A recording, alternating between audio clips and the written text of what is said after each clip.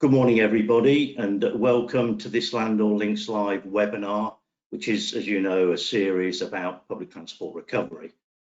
By way of introduction, my name is Alan Bales, and I'm a director of the Transportation Consultancy. And in my spare time, which appears to be full-time at the moment, I'm also chairman of BRT UK. I'm delighted to say this morning's webinar, as organised by Landor Links, and thank them for organising it, is sponsored by Atkins, and I'd like to thank them for sponsoring it, and supported by BRT UK. For those who do not know, BRT UK is a not-for-profit organisation dedicated to the sharing of information about evolving high-quality rapid transit technology. Part of our remit is to help organise events like this, arrange technical visits at home and abroad, and more importantly, stage the world's renowned BRT UK annual conference.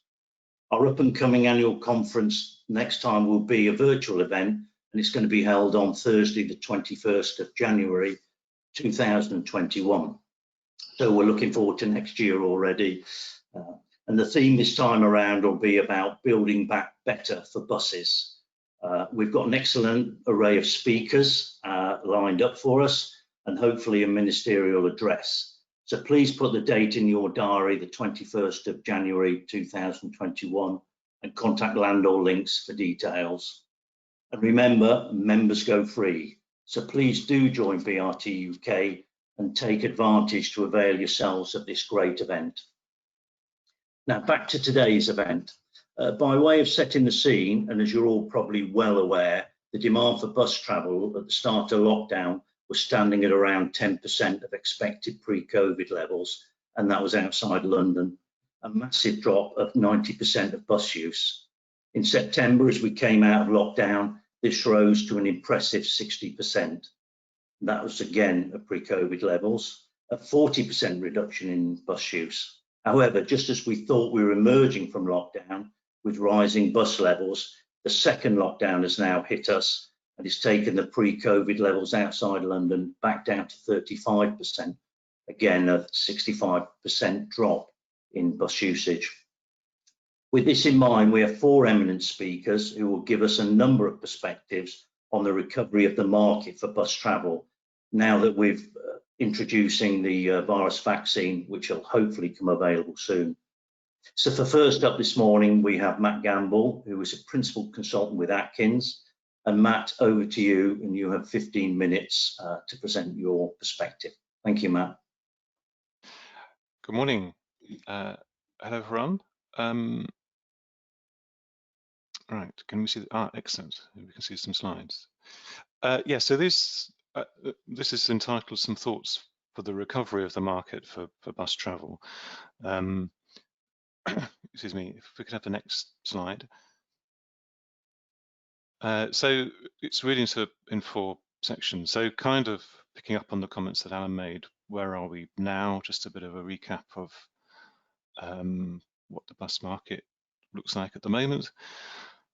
Something on why does it matter? Why should we care? Just to remind ourselves of why buses are important to us or to society.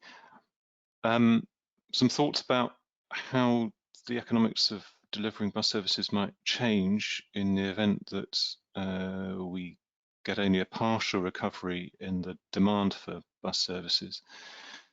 And finally, some thoughts on how actually we do recover either the pre-COVID level of demand or even exceeding that. So where are we now? So this, if we can have the next slide. So this is a graph of the figures that come from Department for Transport every week, which I'm sure we look at, all of us, we look at quite avidly. As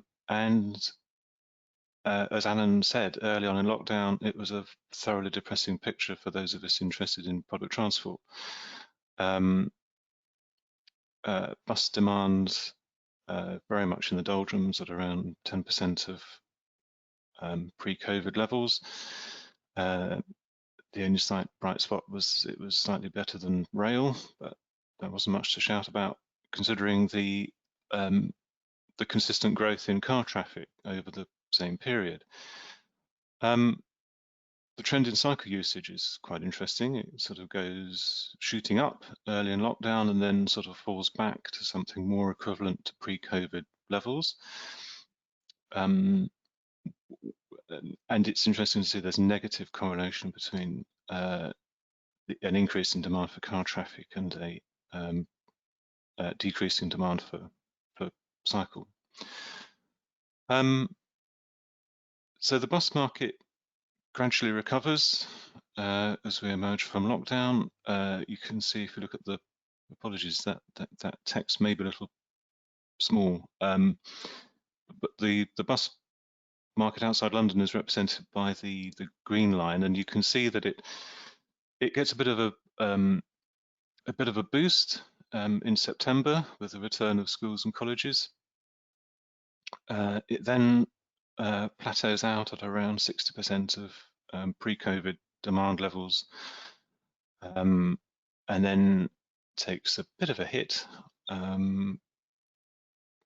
with the tiered introduction of the tiered restrictions, and finally with the second lockdown.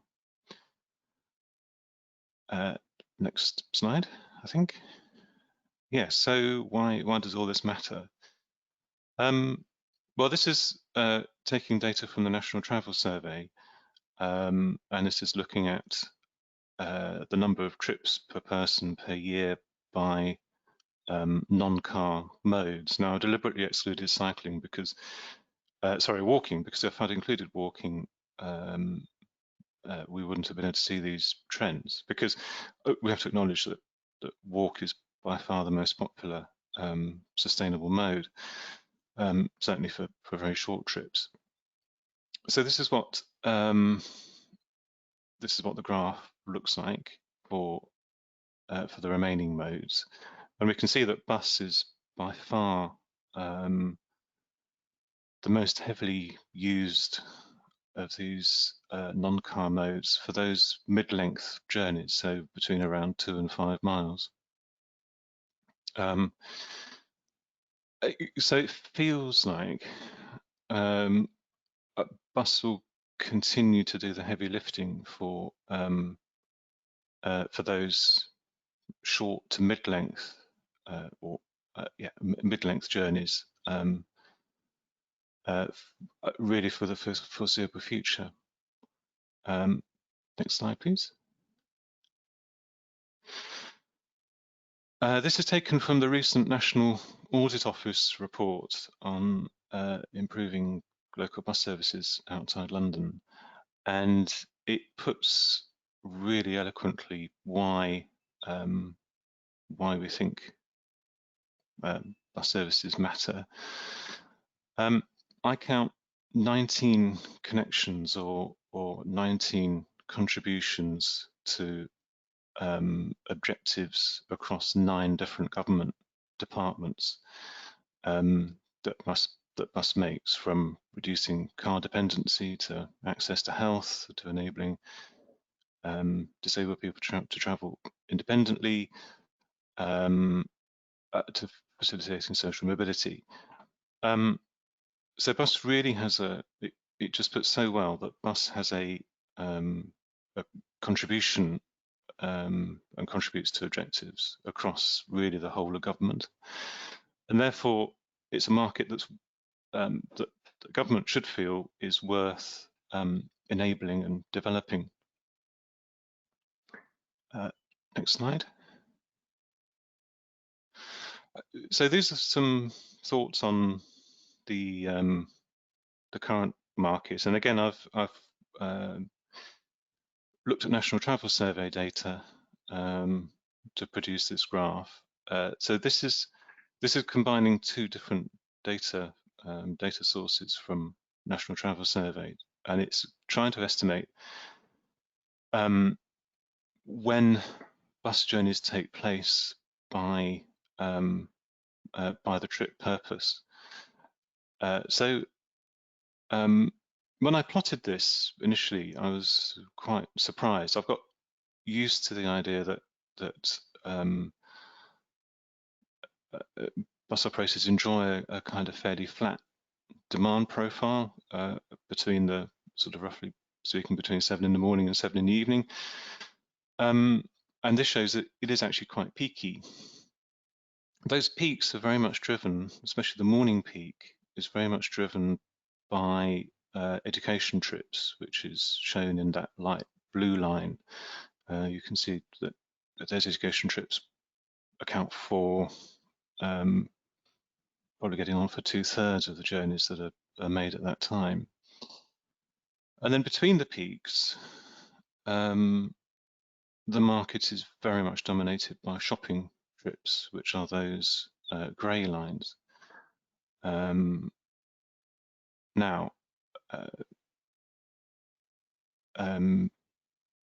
those shopping trips we know are potentially under threat, but education trips ought to be fairly resilient. That's one thing that people like to do is go to school and college, but retail is, as we know, with the increase in internet shopping that was taking place anyway before COVID, that's a potential risk. Next slide.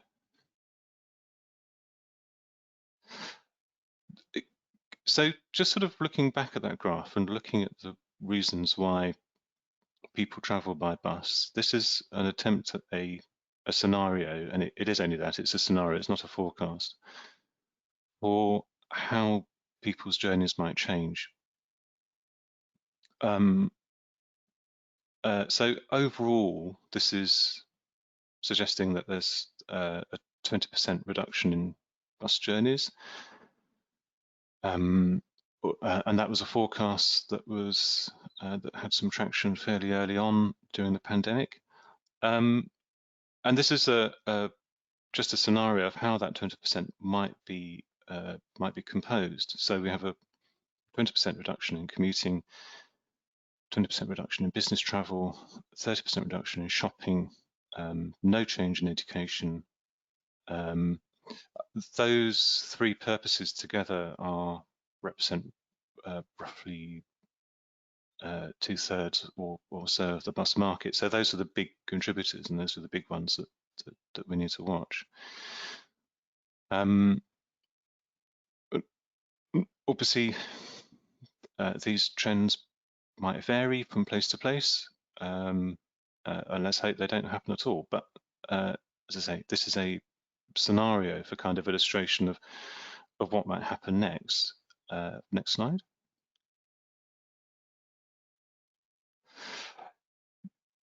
So when you work that through, that gives you a reduction across the whole day, but more pronounced in the interpeak period when demand is already lighter. So that gives you a 25% reduction in passengers between the peaks, but only a 16% reduction at peak.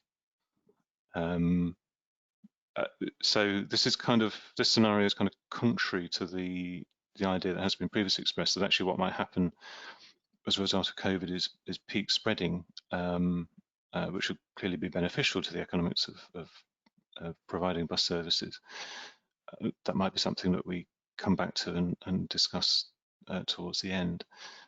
Next slide. So we're all very familiar with the bus industry's vicious circle of decline, and I feel slightly guilty for putting this up again. But it's kind of illustrating kind of what happens next. So what the possible responses, or the possible response to a 20% drop in patronage, well, the obvious thing to do is to reduce the number of services that are provided. That then leads to a further, or could be expected to lead to a further drop in patronage as the reduced frequencies put more people off travelling. And that then leads to a need to reduce services further because there are fewer people travelling. And the next slide kind of illustrates where we end up.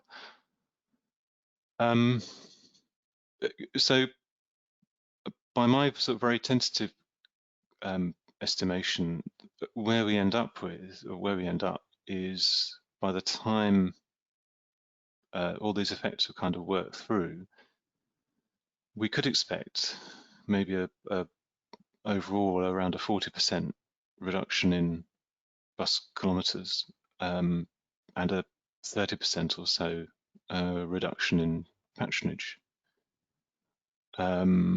with a higher decrease between the peaks than would take place at peak.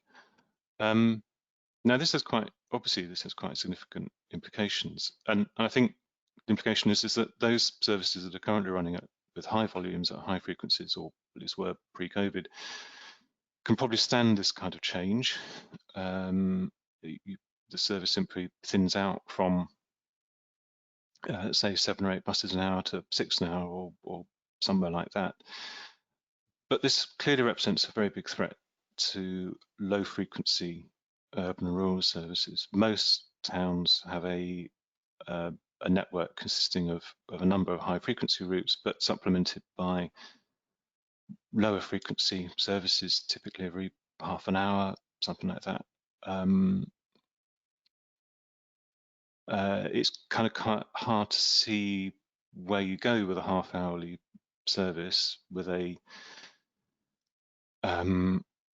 40% reduction in patronage between the peaks. You end up possibly with an hourly service, possibly with no service at all. So there are some sort of quite big implications, I think, for accessibility to bus services if these sorts of figures transpire. Next slide. So some really quick thoughts, which I think other speakers will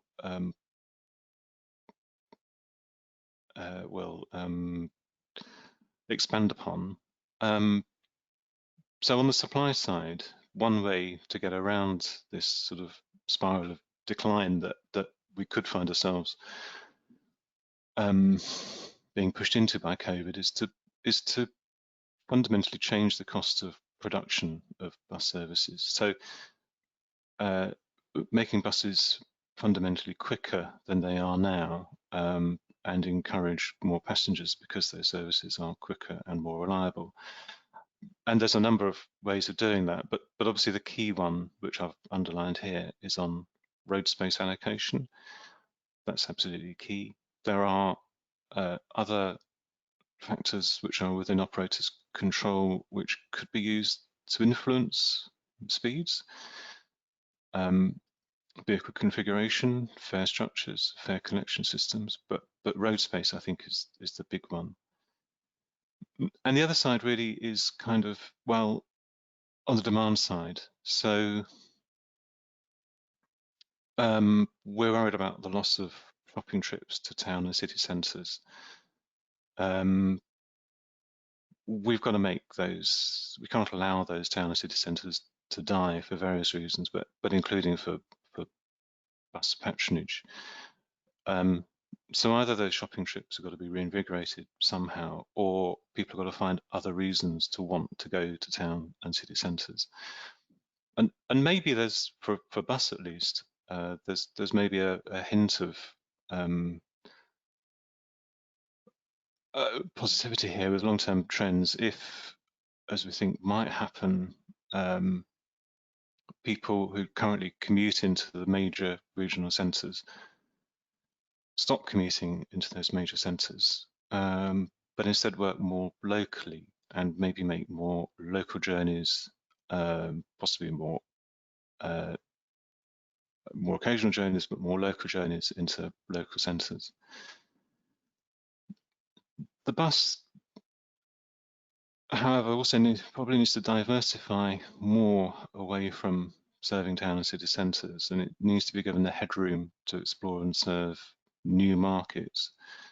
And the final point is making buses quicker.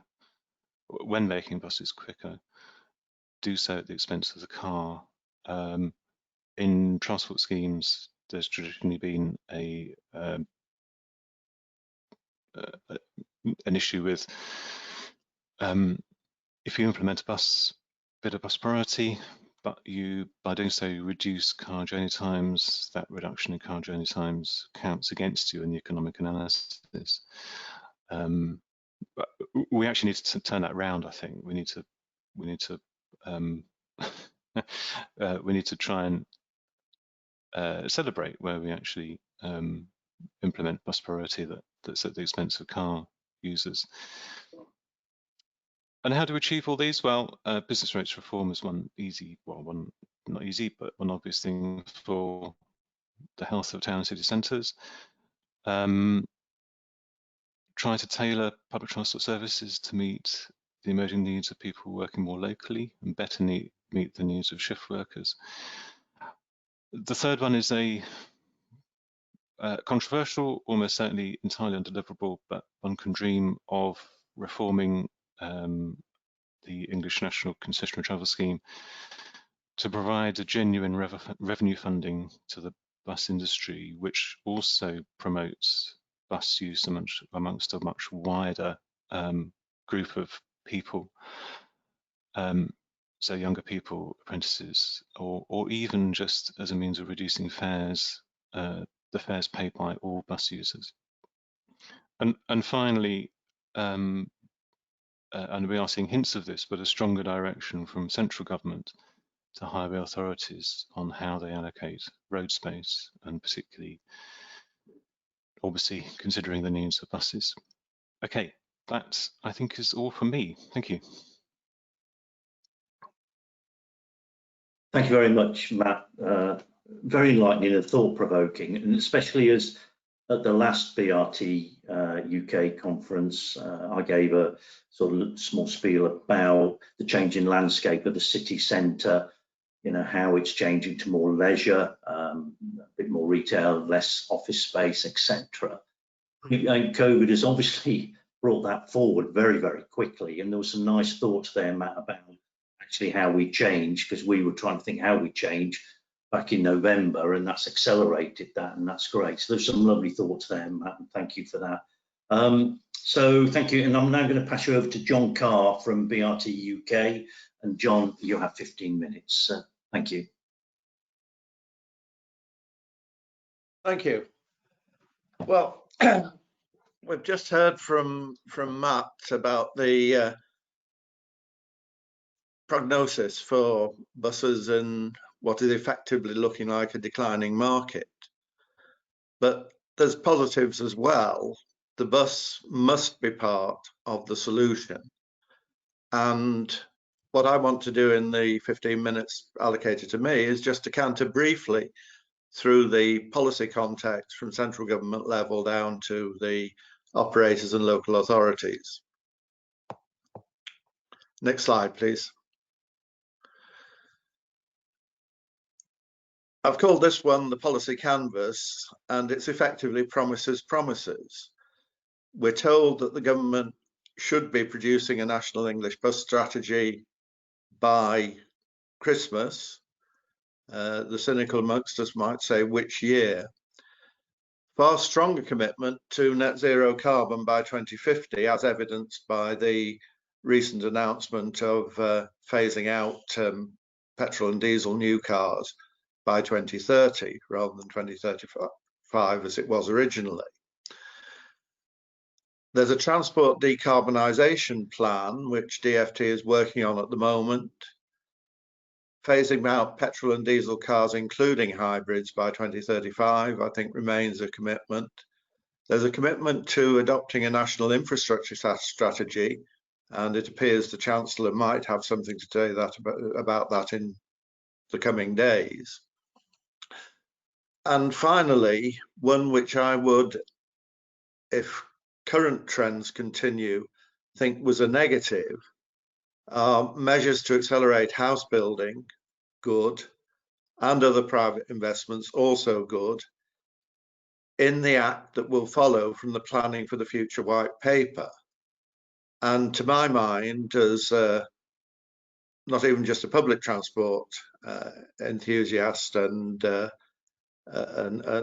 consultant, but for transport in general, I thought it was very, very disappointing that that white paper had only 5 mentions of transport, and those were only in passing.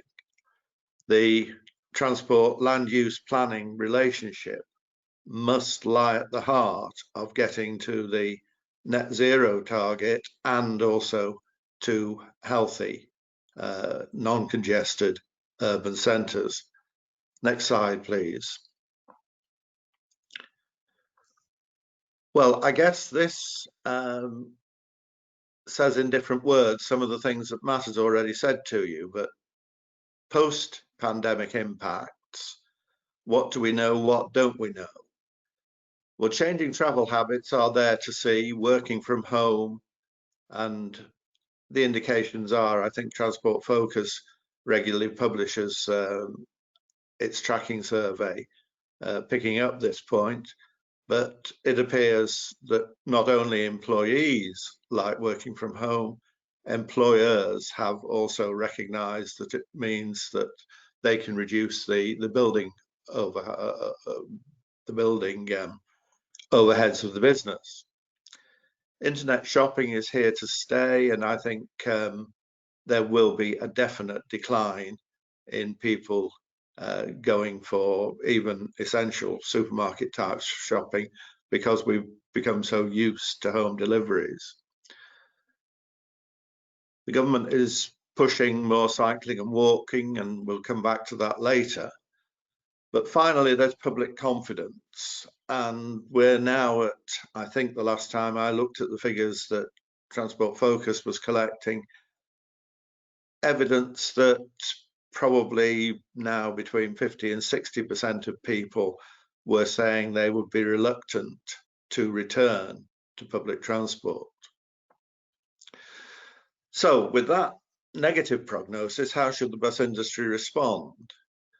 First of all, I think it is very unfortunate that the government put out such strong messaging about the risk of infection on public transport. At one point, the Secretary of State even said it is your civic duty to use a car if you can. What a bad message for sustainable transport. But the bus industry, in fact, has produced, together with the railways, an environment which is very low risk of transmission of the COVID virus. And I would expect that having got the enhanced cleaning regimes in, most operators would want to make them permanent as a further sign of confidence in the buses.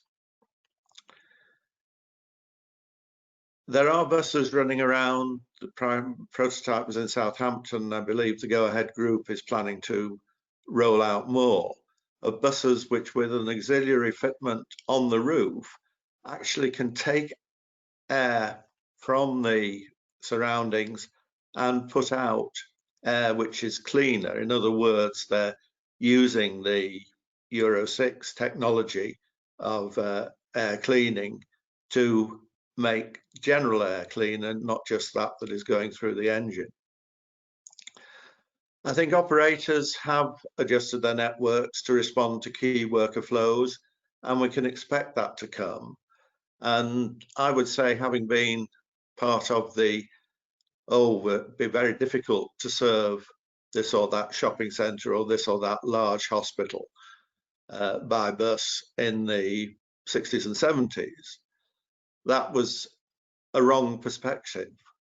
If we'd thought about it, we should have been making those key destinations. That's where our key worker flows are, and that is where there's a fair amount of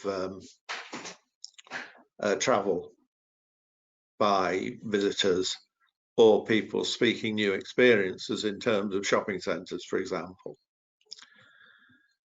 One of the biggest problems has been the medical modelers dictating 2-metre social distancing, not recognising the fact that that is a face-to-face modelling, and that in fact on many buses and trains the vast majority of seats are in file, one behind the other, with a far lower risk of transmission. The World Health Organization has always advocated distancing of 1 metre spacing. 1 metre seat spacing would be a good thing generally for those like myself that sometimes find you're putting your knees up to your chin to get into some of the public transport seats currently available. And then there's a transition to mobility systems.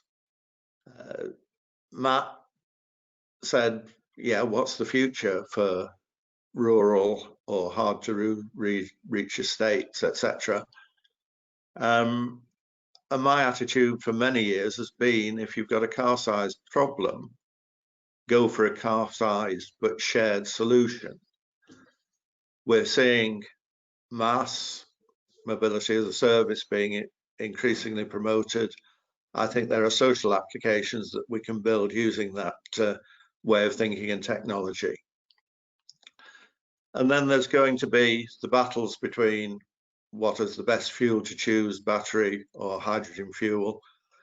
And should we get into, and I've indicated that already in what I said about seat spacing, should we be better prepared? Because I would bet there will be other pandemics, there will be other serious situations, that we should be doing multidisciplinary risk modelling. Health workers are as much a part of that as the transport analysts, the land use planners, etc. So, not all bad. Next slide, please, sorry. How broad are our partnerships? First of all, I think it's important to say, in going for decarbonisation as the principal government target, we must also embrace clean air, particulate reduction. And it's easily possible to have a combined objective for those two. The one which I think we've got to be advocating very, very strongly is that the government has got to continue the support that it takes to ensure that the industry remains fully funded until we see what the new normal stability is. And that could imply continuing some form of grant replacing bus service operators grant, COVID bus service support grant. They've got to continue that until it reaches stability to give the industry the fighting chance. But their own decarbonisation policies depend on that approach as well. Something that I think could already be done and can be done very quickly is to get local authorities to interpret their duty under the Traffic Management Act 2004 in such a way that optimising use of the network means speeding up bus journeys. Bus journeys are the most effective mass mover in congested areas. And even if you think of rural areas, smaller market towns, the more longer trips you can wean out of cars by having a good semi-rural or interurban bus service, the better you're going to be. We want buses to be treated as active travel. Most bus journeys involve at least 2 walks as well. But we've not got to appear to be always pushing for the bus at the expense of other things. Our society depends on things like goods delivery, servicing, whether in the sense of people coming to your home to rectify your broadband or whatever. We've got to consider those as essential for people that are living in urban areas. And one thing I would advise is that each local authority should have an area transport alliance bringing together all the stakeholders, the freight and delivery people, buses, cyclists, etc., and that they should work along with the professionals in the authority to get a good balanced solution. And what's missing from all this that people might have expected us to be concerned with in previous years is, let's forget tinkering with industry governance. One thing that the pandemic has shown is that local authorities and bus operators can work very effectively together.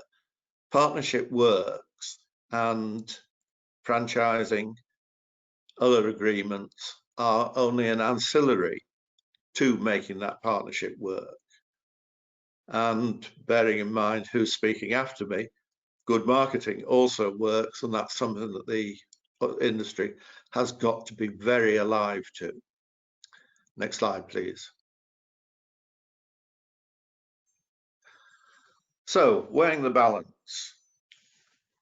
Buses are the key to cleaner, healthier mobility. Don't forget air quality in the dash to decarbonisation. Euro 6 diesel buses are still the cleanest fossil fueled vehicles on the road. I think now they're something like 4% of total national emissions, and can be adapted by using similar technology as community air cleaners. So there's a future for the diesel bus until fossil fuels are on the point of being switched out completely. I've not mentioned electric vehicles really, apart from the hydrogen and battery debate, but personal electric vehicles are not an answer because they still take up disproportionate road space. You still have to park them. What this means is that buses must rank alongside cycling and walking as priority modes.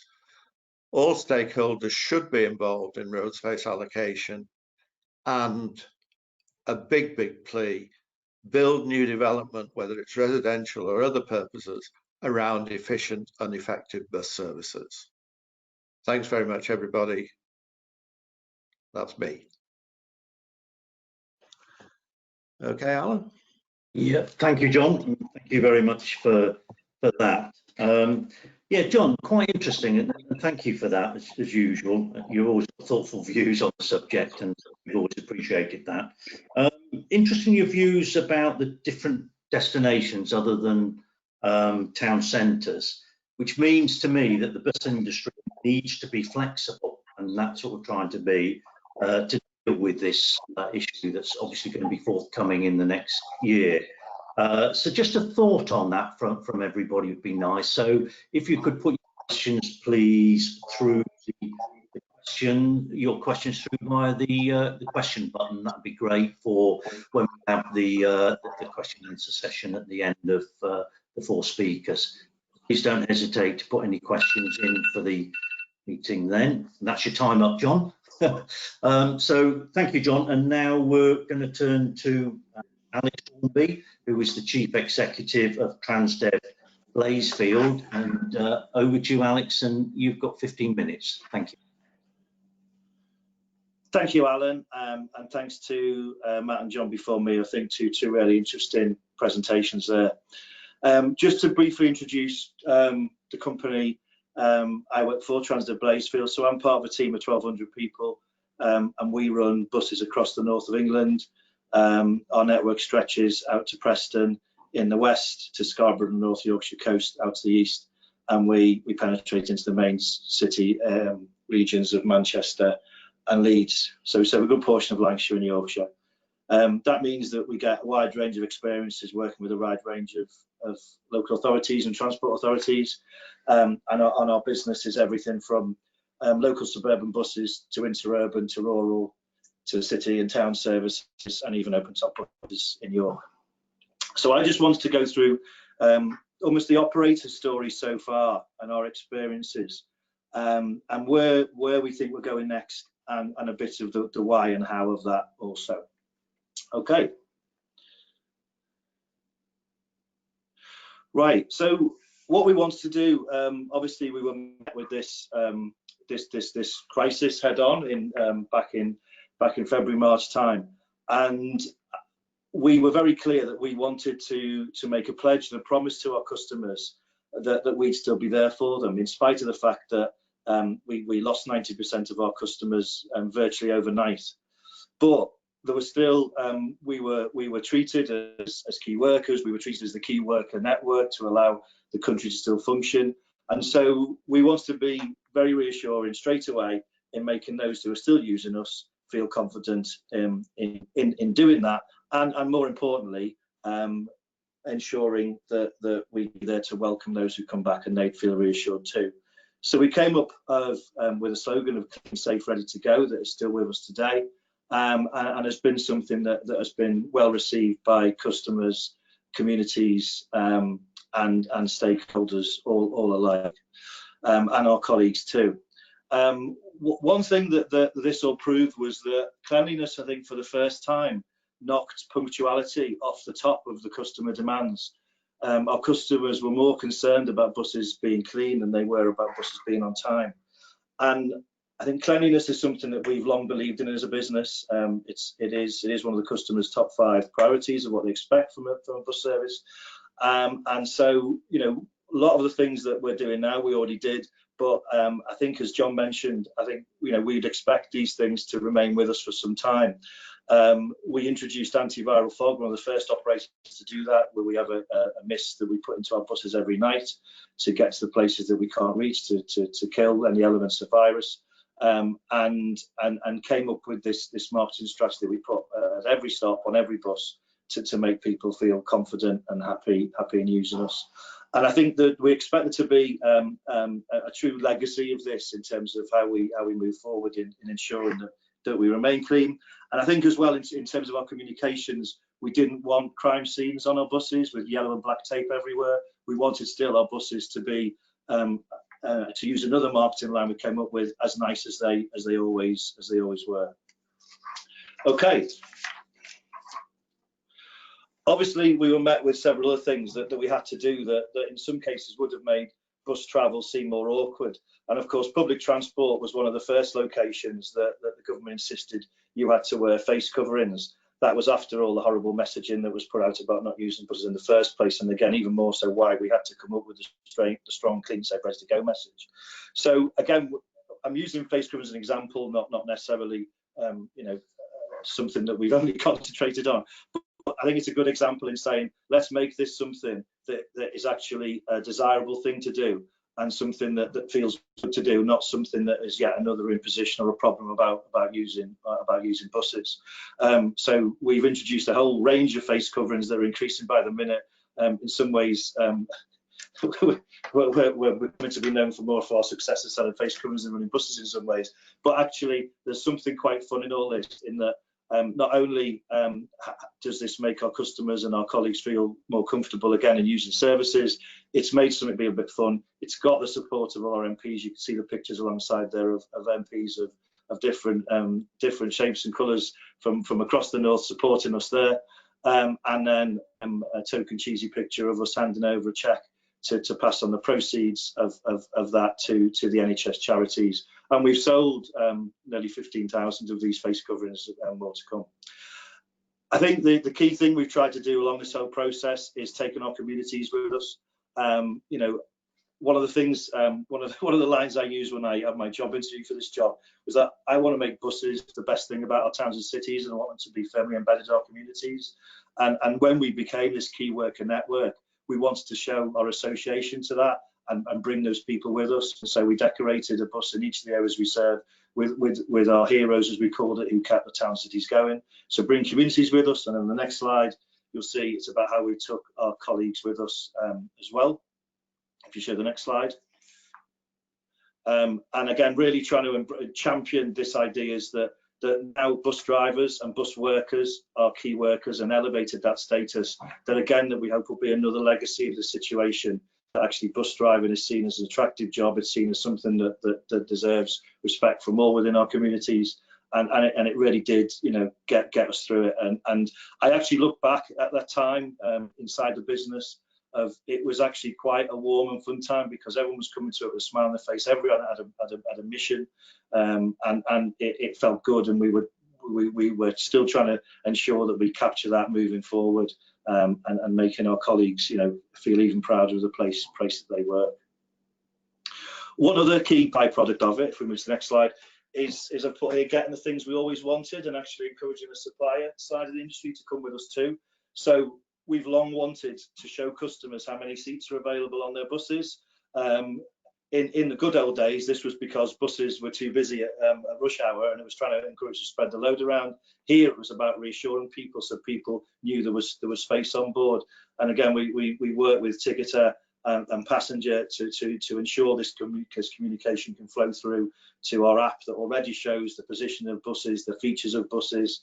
So you can go on there, you can see whether your bus has got Wi-Fi, USB chargers, most of ours have. But again, just another thing to reassure customers on that. And I think, again, this is just an example. It's not trying to use this as an only thing we've done type thing. It's more trying to say this is the kind of thing that we were able to do that will help us with bus travel going forward. Obviously, at this point, we grew out of losing 90% of our customers, and then as summer came in, we then switched the message to back to bus.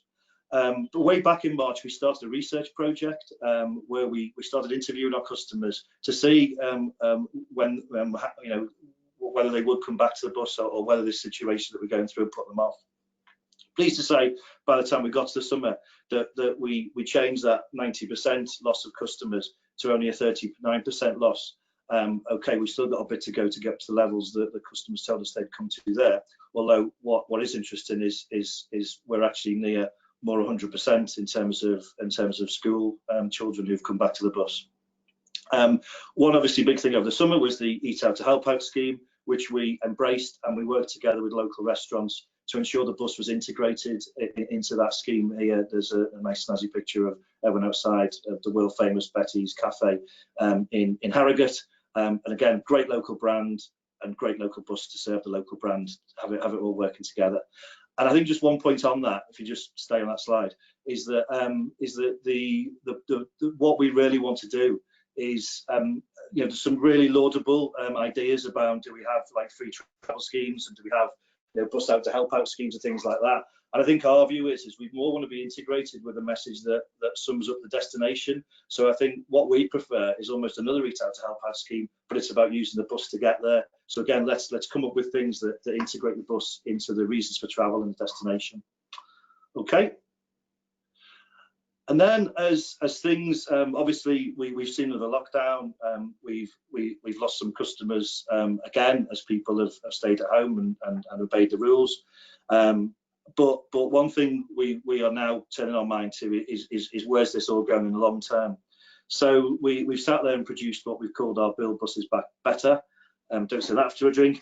Brochure, which a prospectus that sort of tries to sort of sum up, again, the journey we've been on, what that's taught us, and where we go next, and not just how we can build buses back better, but the influence that can have in our towns and cities. And the key things that we think need to come out of this going forward is the bus industry has to keep on innovating, has to keep on finding new ways of serving customers and serving new customers. There needs to remain a commitment. We've remained committed to our investment plan of continuing to replace our vehicles. We've got 19 new buses arriving into service next month. It's taught us to be even more dynamic than we were, and let's keep that spirit going. It's taught us about multi-partner partnerships, not just with transport authorities, but also the business community and other stakeholders in the towns and cities we serve. And it's also, there's been a big thing about, I think, a big thing about trust, and that there has been significant subsidy put into our industry to keep buses going, but by and large, the bus industry, the deregulated industry, has been trusted to deliver it, and I think has done a great job in doing that. And I've had no complaints certainly about the networks that have been created as a result of that. This sort of sums up our sort of bus utopia world that we'd love to get to. That sort of sums up how we can take some of the lessons that we've got and introduce new things to ensure that we can create free flowing and again integrates the bus into the lifestyle that exists within our towns and cities, and I'll come through some of the detail as that in the next few slides. I think where we do go next is it's about looking at the shared objectives. I think my view always in partnerships, and I've joined in some partnership programs in my career that have been founded on arguments and disagreements, largely about ownership and control. But actually, what we find is it's better to start on the things we agree on. And I think the government has got objectives in terms of what it wants for towns and cities and transport. One of which is the decarbonisation agenda, which John covered. And I think, yeah, dissertation to zero emission, you know, that's one thing where, again, buses can go beyond the fact that it's just about delivering a bus service. It's about delivering a decarbonisation agenda as well. And I think part of how we do move forward is not just working in the transport agenda, it's also about working in the environmental agenda, the economic agenda, and ensuring that we're encapsulating that. Here in Harrogate, we haven't just introduced electric buses. I'd like to think we've introduced some quite nice electric buses that people find great places and great spaces to travel on. And we've also integrated ourselves with the town by planting trees for every electric mile that we do. And we're trialling different kinds of electric buses alongside the opportunity charge vehicles you can see in that picture. One thing that talking to one of the local business leaders in the town themselves, their quote was, I've never known buses increase house prices, but there's a belief that that's actually what we're doing in Harrogate, or what we at least were doing pre-COVID. Okay, another shared objectives, moving people effectively. I think that's one thing we agree that, you know, public transport can do and should do, and this idea of mass transit. We should be fully integrated and aligned with the active travel agenda, but we should also accept that it can't do everything by itself. That's not a reason to ignore it. We should work with it. I found it quite depressing that the only pop-up picture of a pop-up bus lane I could find on the net was one in America. So actually, America is now leading transit instead of the UK in terms of its ability to move people and ability to share road space. Who'd have ever thought that? But you know, what we want to do is see, as part of partnership schemes moving forward, using road space and actually taking advantage of the situation we're in to create pop-up bus lanes and measuring their effectiveness, and then working alongside active travel, so bike and ride, car park and ride, scooter and ride, all these things that we believe place on local bus routes rather than inventing park and ride schemes in themselves. We're actually looking at where these schemes can integrate themselves with the existing local bus network, and in turn that helping to solve the first and last mile problem that all too often I think the industry goes looking for, creating a solution to a problem that with things that are inappropriate things to use, thinking that bus and various types of bus can solve the problem. Actually, it's about working with modes that people like to use, whether it be cycle, scootering, or even their car, and then allowing us to continue the journey into the congested areas and in turn reducing congestion along the way. Obviously, again, we want the networks to grow back in the most effective way possible. I think the situation that we're going to find ourselves in, as you can see by the sort of pie charty thing on the left-hand side, is that, you know, the commercial routes, the strong commercial routes, will bounce back, and the tendered routes will be what they will be. It's that bit in the middle. It's those routes that were close to losing money pre-COVID that are now in the danger zone. And I think wherever partnership scheme happens post CBSSG should try and look after that area. How do we do that? I think it's about designing the networks together with the local authority. I think all too often we have a commercial network and a tendered network plonked on top of each other. You know, we have an example at Keighley where we're the main local bus operator the commercial routes, and we happen to run virtually all the tendered services that run into the town. And we believe that we can create effective networks by actually planning these kind of networks better together. It could even be with local bus operators as well, and using enhanced partnerships to create that. And I think this is not about getting into the virtuous cycle that Matt mentioned, that I think he was right to mention. I think this happens in many places, but it's about saying, where do we get a bang for our buck? Where can we look after frequencies and boost frequencies where we know there is mass transit, mass movement potential, and what can we do to those local services that are a heavy use of resources, and how can we serve those customers in a more imaginative and more effective way? Part of that is doing elements of what John has said, which is looking at the whole total transport solution. So, you know, we have bus routes that run through rural areas that happen to be providing an interurban type solution, like our coastliner routes, most scenic bus routes, advert there. But also, you know, looking at how all the rural transport is dealt with in terms of car clubs, home to school transport, volunteer drivers, patient transport, and freight. and deliveries. And actually, we should all be sitting around together to see what funding and where is coming into the transport system and what is the output that is coming out of it. We should also be looking at how we deliver it, what depot spaces are we using, what other spaces are being used to house vehicles, and particularly, I think that's a particular emphasis on rural communities and some other interurban transport that exists as well. So then, I think they're the sort of three of the key things that I believe we ought to or do have shared objectives with the government, with DfT, with local transport authorities, and then in terms of recovery and boosting passenger numbers, as well as some of the innovations that I've already shared. I think there's talk about fares and what do we do with that. And I think one thing that slightly worries me is that I think a policy approach to fare to pricing that comes with local authority, I don't think we quite believe in.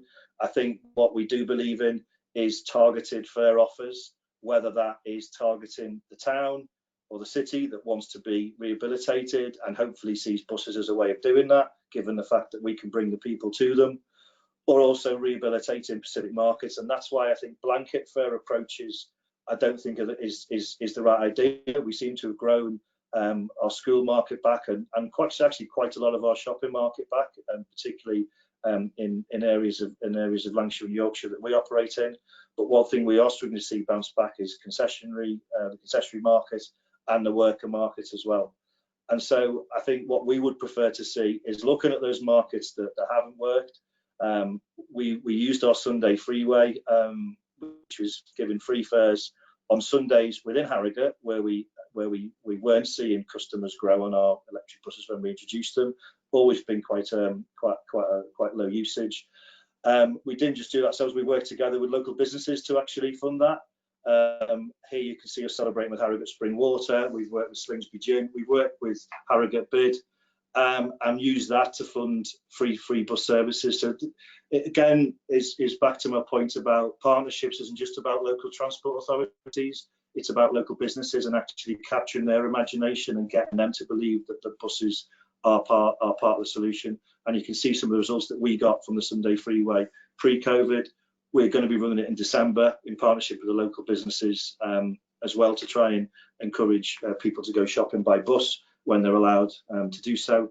And I think in some ways, when people hear free buses, you know, it's this sort of shocking thing. Actually, it's not so brave if you get all the right elements together. And I think it's these kind of very targeted solutions that we should be coming up with in those markets that need it. So, in conclusion, move to the next slide. I think the bus industry has been here before. I think it's faced crisis before. I think it will bounce back. As you might have gathered, I'm a bit of a glass half full type of person, but I don't think now is the time to go around with sledgehammers and go around cutting, especially at a time when the government is working with us to help provide the network.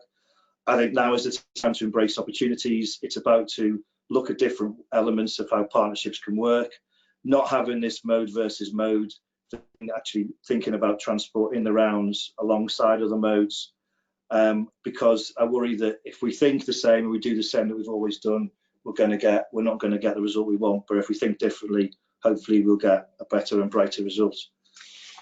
Thank you for listening to me today. Thank you very much, Alex. And I like the plugs about Harrogate. Coming from Harrogate and growing up there is very welcome. Thank you. And the spring water is nice as well. Finally, we've got our final speaker, who's last but not least, Matthew Mull, who is from the TAS partnership. So, Matthew, over to yourself, and you've got 15 minutes. Thank you. Thank you. Good morning, everyone. As Alan said, from the TAS partnership, we're based in Lancashire, which isn't so sunny today, hence why it's a bit gloomy on my picture. There you go. So I'm talking about demand responsive transport. Go to the next slide, please. So I suppose the place to start is, what is DRT? There is a misconception in some areas that it is mass in all but name, whereas it isn't really. They are obviously, well, DRT can form part of mass, but you can have mass without DRT. It's all about kind of how you use that technology to integrate things.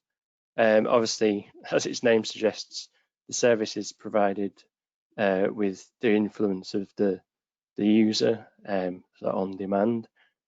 So taxis are a classic example, but there's a lot of work done by community transport operators, such as the community car schemes and dial-a-ride schemes and non-emergency patient transport, which us at TAS have quite a bit of kind of experience of dealing with. So I suppose that's the side we come in on. App and ride is a new terminology, which I think I saw Roger French use, which obviously kind of is the new version of dial-a-ride using an app. And one of the other versions of DRT, which often gets overlooked, is where a bus service has variations on request. So there is a schedule, but it might divert or extend to a village or a housing estate if someone on the bus or requests it, or someone phones up 2 hours before and says, I'd like being picked up, please. And that's actually quite a good way of providing DRT, because you're providing a trunk service and therefore the variation is in some ways minimal extra cost. And things like Vermoose, which Alex Transdev launched, and Snap, the kind of coaching where a service is operated either once a threshold of people is reached, or it's based on people saying we want a service to take us to work or school, and if enough people want it, then it runs. Next slide, please. So DRT isn't new. It's older than me. The first trial really in the UK was in Oxford, and expanded into other places in the early 70s, including London. And this was followed by the rural transport experiments, which were 15 different services of various types of DRT based on 4 local authorities.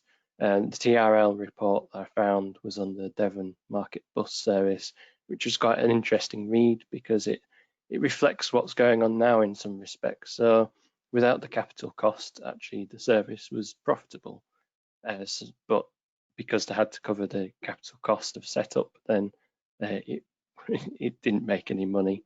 And also it had to rely on voluntary labour, so the drivers were volunteers, which obviously you could call a false economy, because there are issues with volunteer labour in terms of shortage at times, or perhaps you need to actually pay people with the right skills.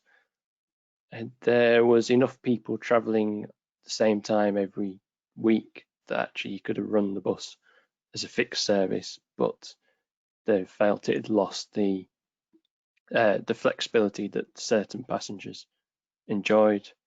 And actually, to expand the service or to get more resources, you needed cooperation with other areas, or else once the vehicle had got life expired, they wouldn't have been able to afford it, which actually quite a few CTs now are struggling with, is the cost of replacing vehicles to meet new emission standards is quite an issue in terms of their funding. And more recently, in the 90s and early 2000s, there's the Rural and Urban Bus Challenge funding, which in many respects replicated Routex. Next slide, please. So what are the kind of economics? I'll cover the bus-based DRT systems really, rather than taxis and car schemes, because they as taxis are quite commercial, because you've got a driver who's self-employed generally, and a car which is cheap to run, and usually the family runabout or can be used as that. Whereas bus-based, you've got more fixed costs often. My view is that you can't run a service like this commercially, because to have the number of people, number of passengers, you're more or less into scheduled service territory. So to have the density of people that you're picking up and dropping off enough people to cover the cost, then it's got to be a dense urban area, and they're the type of areas that high frequency buses do well at, and actually they tend to then be more attractive because it's, you know, the bus turns up every 6 minutes rather than you waiting for a bus to turn up and it's on your app and it's saying, well, it might be 5 minutes. There's, as I say, the scheduled number of passengers kind of creates a threshold. And also there's been an issue with people travel once because it's a novelty factor on a DRT. You get the new users who are very enthusiastic at first when there's a low take up, but actually when more people start traveling, they tend to get put off because suddenly their journey time increases, or the vehicle gets busier, so it feels less personal, or indeed it's harder to just book on because the vehicle's, you know, the other side of town or wherever. Obviously, I said you kind of cover the vehicle and driver costs anyway. The thing with the Reaver Click at Sittingbourne was they had, you know, 2 or 3 vehicles and drivers sat around all day, which may as well have done a normal service. The actual, you know, it's just the cost of mileage that you're saving really. And actually there's a view that having a scheduled service that, you know, the bus turns up on the hour every hour is creates more certainty. Also, you have to be careful who the service is aimed at. Obviously with apps, as with things like contactless payment systems, then you're saving money, but then if you're going to exclusive app system, then you exclude people who don't have a smartphone or don't have access to the internet. So that kind of then limits your reach in terms of passengers, and often you exclude the people that you're actually trying to attract the most. And there's the issue with fares, that people want this service but they don't want to pay too much, and they don't want, you know, the council doesn't want to subsidise. And this is an issue that we're finding in a lot of areas with bus travel, and the issue with franchising is that everyone says, you know, it'll give us cheap fares, and then you say, well, you've got to pay for it, and people then don't want to do that. Next slide, please. So the recent attempts, which haven't been so successful but have created areas to learn from. So Pick Me Up in Oxford actually seemed like the perfect market. Demographic wise, a lot of young people in Oxford. There's a lot of edge of city destinations in terms of the universities, hospital, science park and things, but ultimately there wasn't the funding there to keep it going. They managed 300,000 journeys in 2 years, which you could see as a success. Arriva Click in Sittingbourne, again, another kind of successful wise, over half the users came from a car, so that was modal shift. But in the end, when the pilot ended, they went back to fixed routes at a peak hour anyway, to mainly serve the technology park. Various London commuter links that have failed, including Chariot.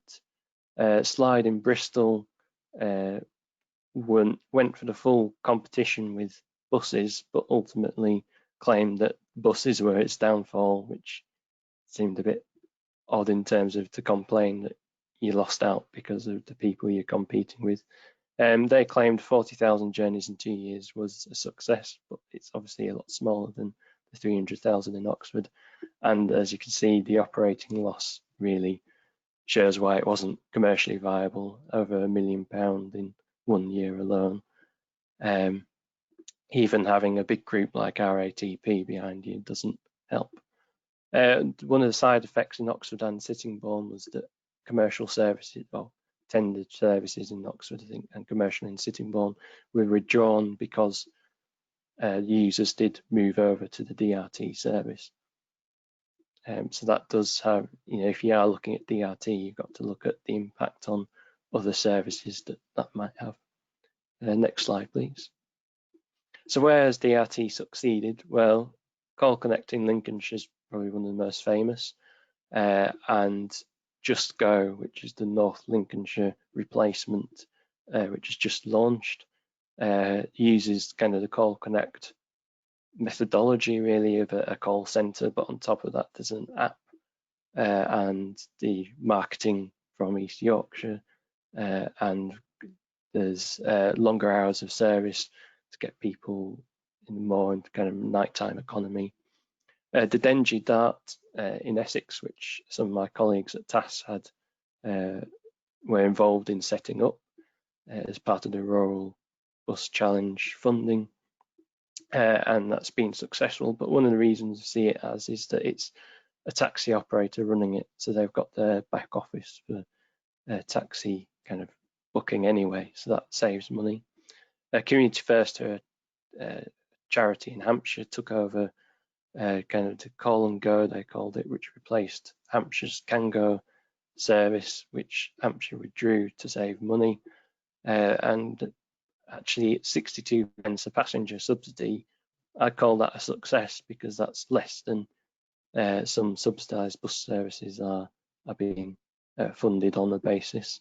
But obviously they've got kind of the infrastructure behind it as a charity. They're already running a car scheme and their own dial-a-ride.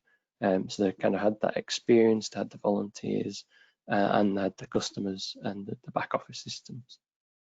Book a Bus in Wales, seen as a success, although a lot of people question the subsidy rate, which isn't published, and from things that are talked about, it's not very cost effective. Some people say, oh, it's about £5 a passenger. Some people say it's more. And now you've got Flexi, which is the new system, which is app based and also in Pembrokeshire. And it's unclear how the Welsh government intends to do Book a Bus in the future. Is it going to continue separately? Is it going to merge into Flexi? And if it merges, are they going to keep the call centre? So there's a lot of issues to be sorted out. And actually Flexi's expanded quite rapidly, replacing a lot of fixed routes, which might not make it sustainable in the long term anyway. And the good thing about Book a Bus is it promotes connections into scheduled services as Call Connect does. So what is the future of DRT? I suppose this conference is about the future. It isn't the solution to everything, despite what certain politicians thought. And actually, I disagree with what Arriva's done in Leicester, that it shouldn't be used as a cheap alternative to a Section 106 service into a new housing estate. As was mentioned earlier, the kind of estates should be developed around the bus, really, and therefore that gives you the fixed bus stops, the timetabled services, and therefore that acts as a marketing itself. Whereas a DRT, it's harder to market beyond the isn't it shiny and new type of thing. People must be prepared to pay. Obviously, one of the areas everything fell down, like Pick Me Up, was that people didn't pay enough really, and there's got to be either premium fare or a premium subsidy, and DRT works best where people are willing to pay that because it offers something that there isn't. As mentioned earlier, there's a shortage of volunteers in some places for community transport, and the whole Section 1922 permit issue, which looks to be resolved now. But there's a lot of CTs which are at the minute on the edge that provide essential DRT services at the minute. Taxi apps, obviously Uber's the most famous. A lot of people actually do provide their own, but actually is there a space for a cooperative app between taxi providers, so that me and Preston can travel to Birmingham and get a taxi there using my Preston taxi app without having to download someone else's app. A work service obviously removes, does that in, I think it's in Burnley. There's a few, and a few other people kind of do DRT type work service, which employers might be more willing to back financially because it gives them a certainty that their employees will turn up on time. And crucially, things like Call Connect, where they're a role feeder into a more core interurban bus route. So it's actually giving a better thing. Final slide, please. So where DRT fits in, this is just my kind of view that it sits alongside conventional bus, where conventional bus kind of acts to bring people into a town centre or to a hospital.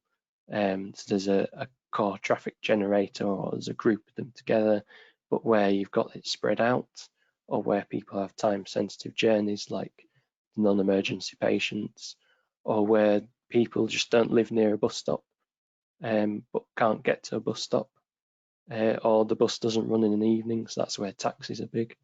Then DRT fits in there, and it's how you coordinate the two so that they work together. As mentioned earlier by many people, partnerships are the key going forward, and therefore working DRT and conventional bus together in partnership is the way we should move forward. Thank you very much. Thank you, Matt. Very thoughtful as ever. As time's running out, we'll run quickly onto the question and answers. So if the panel are there available. Just firstly, I've noticed within the questions a lot of comments on what's been said, and those are absolutely brilliant, and thank you for putting those comments in. Turning to the questions, I've tried to formulate them together to try to answer a few. We don't have that much longer left. Quick question from thoughts for the panel from Rob Mills. Building back will involve reducing costs to be more sustainable. However, decarbonisation of bus fleets, etc., will cost more. So thoughts from the panel on that, if you would, please. Who wants to start? I can see the point behind the question. What you will find, I think, is that once electric vehicles are established, whether it's battery or hydrogen that ends up as the prime, the operating costs will go down. In fact, are already lower on a day-by-day basis in places which have large electric fleets. So I think that's the question where we'll just have to see how costs move elsewhere in the economy as well. And that's the unique thing about this situation. We can see ways forward to a desirable solution, but we have relatively little knowledge of the costs that will be involved in putting that solution into place. I guess there's a short-term issue, and I guess Alex will be better placed to talk about this, but at the moment, if bus operators aren't able to make a margin under the terms of CBSSG, then they can't invest in vehicles. So you can imagine the short term, new fleets being funded by government and by government competitions. I wondered, Alex, do you see any other way out of that? I think at the moment, I think that is the only way. Sorry, yeah, can everyone hear me? Yeah. I think you're right, Matt. I think that is the only way. Certainly, electric and hydrogen vehicles aren't affordable on a commercial basis. Although then, when you come to operate them, as John correctly says, the operating costs ought to be lower. So I still think we're aligned to carry on working in the funding environment we're in while the market is as it is. And we're reliant on government support because of the almost double the cost and certainly an electric bus costs compared to a diesel, Euro 6 diesel bus. And so that is similarly reliant on government. And obviously what we hope is, as with all technology, is that the cost to purchase reduces, and we get to, and it becomes a more stable part of what can be affordable. I know the industry is trying to put forward an approach to government around leasing vehicles in a similar way to how the rail industry and rolling stock that works. So I think we're all for trying to find the solutions. Again, you know, the government wants decarbonisation agenda. I think we as an industry agree with that. It's how we can do it and how we can afford it together, really, I think is how it's being approached.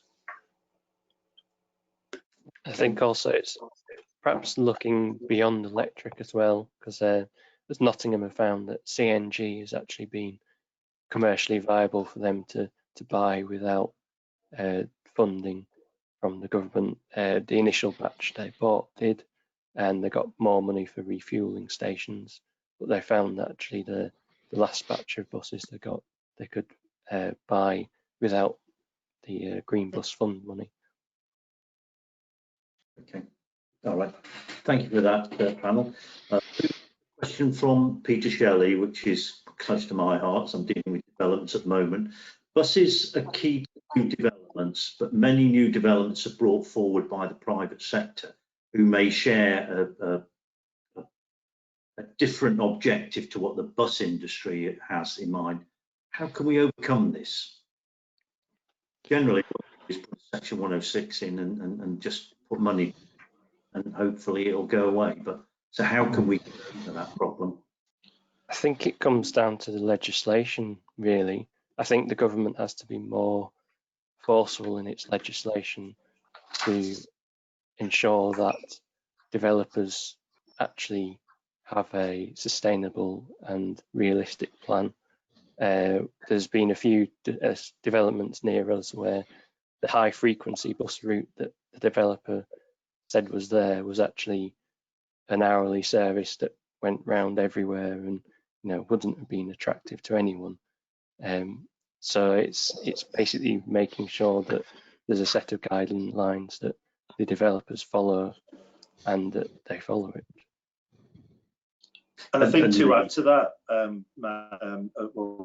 Matthew's right, and it's about what I was saying about partnership, and it's about different kinds of partnership, and not believing that partnership is simply with the local authority. It's about working better with developers, being there and understanding where developers are happening and help them plan the developments.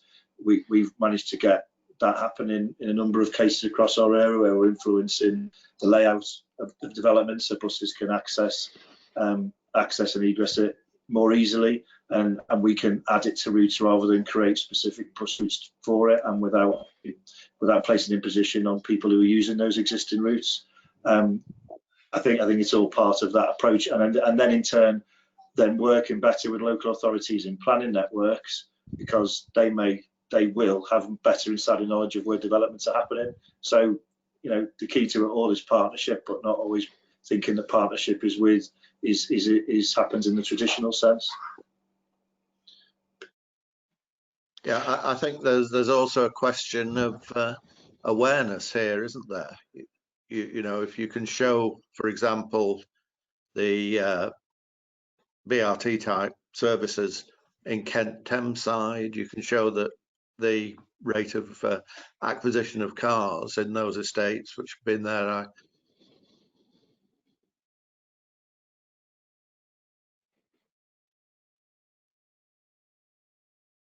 that in fact is a point which a commercial housing developer can look at and say, yeah, if I can get the bus service in. John, well, I'm losing you, so I wonder if the audience is.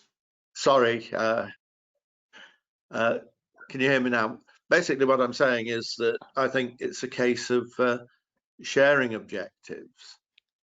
Sure, the developer might resent putting his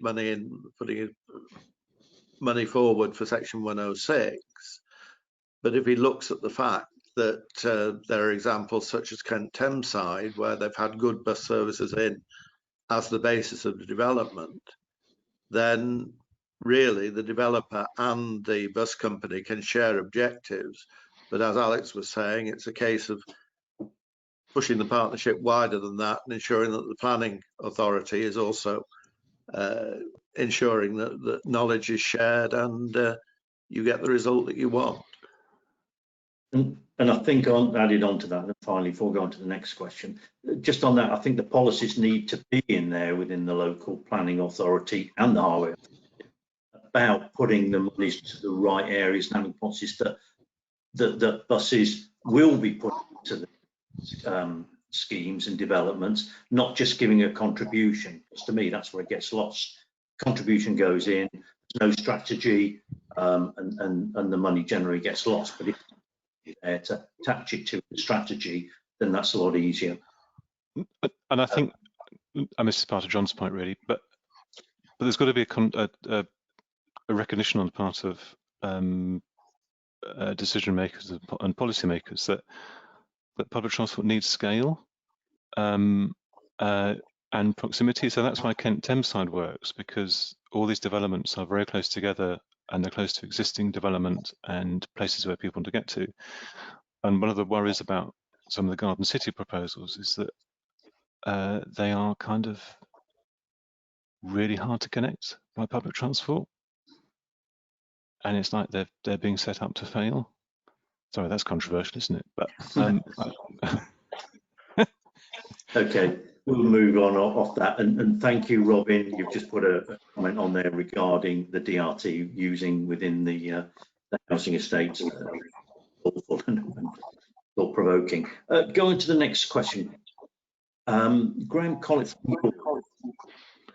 what about using DRT in the evenings or on a Sunday in urban areas where it's not economic to run commercial services?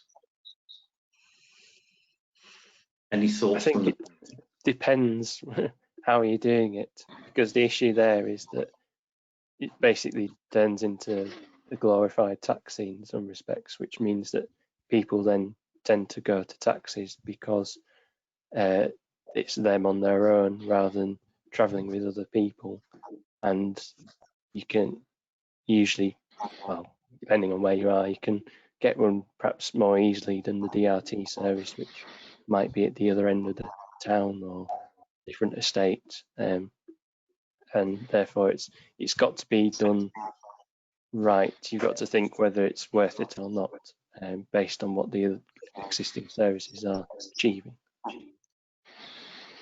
And I think as well, I mean, I think we have to stop thinking of DRT as being a solution and something in the cupboard we have to go and use all the time. I think it has a role to play, but I think if we have issues with evening services, it should be always be about trying to strengthen the existing product and making sure customers have a comprehensive bus choice. I think the moment we say let's move some to DRT is the moment then I think you're on a slippery slope that will only cause more decline, not get more growth. And certainly our most successful commercial services are all built on the basis of trying to provide a comprehensive service that, okay, on a Tuesday night might lose money, but actually it's about it's contributing to the whole, and it's about viewing route profitability more in that sense, and not chasing DRT as an exciting idea that I think remains something that isn't as attractive to use to a customer as walking to a bus stop, getting on a bus, using an app that tells you what time the bus is going to be there and all the things that we do now. Yeah, and I think if you look at the cost structures as well, one of the successes I think of London when it was reinventing itself as a good world-beating bus service was that they maintained the services at appropriate levels through the day and the evening. And that's a recognition of the fact that the cost, basically the variable cost, is largely in having a driver there. In a commercial DRT, you're going to have that driver there as well. You're going to have the additional cost, whether it's through IT or whether through a human controller of the control of the service. I think that the the real thing that we're looking for comes back to the point that was made about planning. You know, if you plan your housing areas, any other kind of area for that matter as well, so that it can be used or so that it can be serviced effectively by a bus service if it's dense enough. If it's not dense enough, then sure, there's the application for a BRT. But I have to say, my own experience of DRT from the Routex experiments in the 70s when I was in Scotland is that we found very much that after a period, they all looked like a set of fixed routes, but the frequency was not hourly, the frequency was measured in days. You know, bus services depend very much on the fact of people repeating the same types of journeys at different frequencies. And the skill of the bus operator is spotting how those can be meshed together so that a vehicle can efficiently service them. Okay. On that panel, just a question from Juliana O'Rourke. What were the outcomes of the Rural Mobility Fund from June 2020?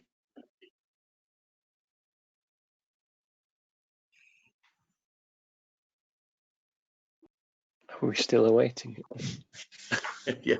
Sorry? I think they published today something to do with the, I haven't had a chance to look, they published the consultation on the future of rural buses, but I think we're still awaiting the funding announcements. Okay, I think we're going to have technical problems here because I think I've been told we've got 5 minutes remaining. So whether everybody's still on there or not, I'm not sure, but we'll hold it there. And thanks to all the speakers and the organisers for this event. Thank you for participating, the audience, and their comments and questions, which have been certainly thought-provoking, and I'm sure that we'll all go away a lot wiser. So thank you everybody for participating in this event, and we'll hold it there and switch off. Thank you. Thank you. Thanks very much.